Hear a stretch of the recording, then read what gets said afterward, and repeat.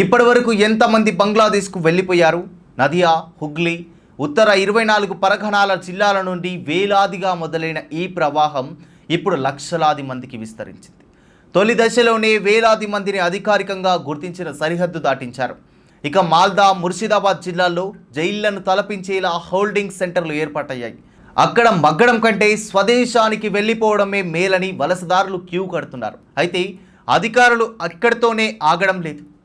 ఒక్కసారిగా వెళ్ళిపోయిన చొరబాటుదారులు మళ్ళీ ఏ పేరుతోనైనా, ఏ నకిలీ డాక్యుమెంట్తోనైనా భారత్లోకి అడుగు పెట్టకుండా ఉండడానికి సరిహద్దు వద్ద ప్రతి ఒక్కరి ఫింగర్ ప్రింట్ మరియు ఐరిస్ స్కానర్లను సేకరించి శాశ్వత డిజిటల్ డేటాబేస్ సిద్ధం చేస్తున్నారు. అంటే ఇకపై భారతదేశంలోకి అక్రమంగా రావాలనుకునే వారికి శాశ్వతంగా డిజిటల్ లాక్ పడిపోయినట్లే.